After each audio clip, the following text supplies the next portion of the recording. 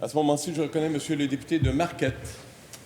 Merci beaucoup d'entrée de jeu, M. le Président. J'aimerais remercier la députée de Maurice Richard, qui est notre porte-parole en santé, de me laisser présenter cette motion. Monsieur le Président, je sollicite le consentement afin de présenter la motion suivante conjointement avec le ministre de la Santé et des Services sociaux, le leader du deuxième groupe d'opposition, le député de René Lévesque, le député de Chemédé et la députée de Marie-Victorin.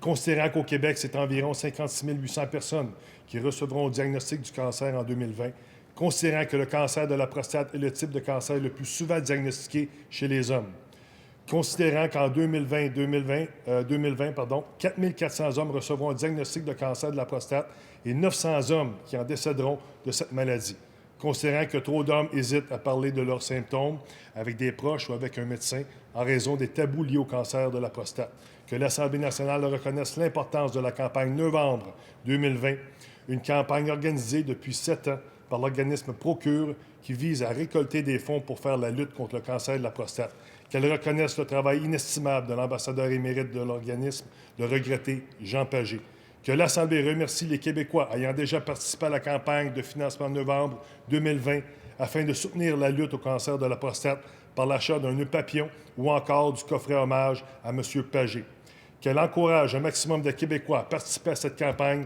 qui se terminera le 31 décembre prochain, qu'enfin, elle reconnaisse tout le courage dont les personnes atteintes de cette maladie ainsi que leurs proches font preuve. Merci, M. le Président.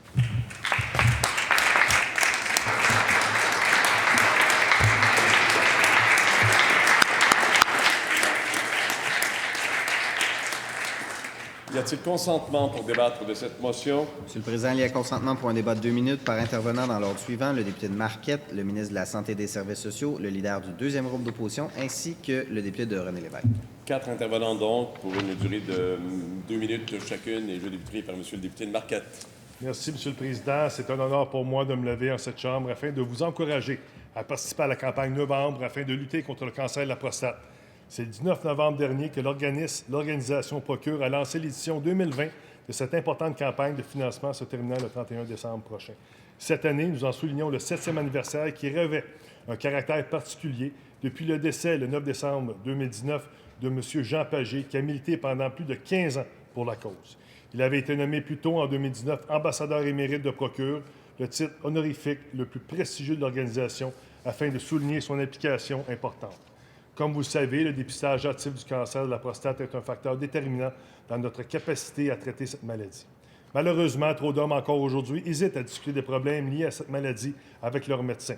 C'est d'ailleurs ce à quoi mon ami Jean s'est attaqué avec toute son implication pour lutter contre ce fléau.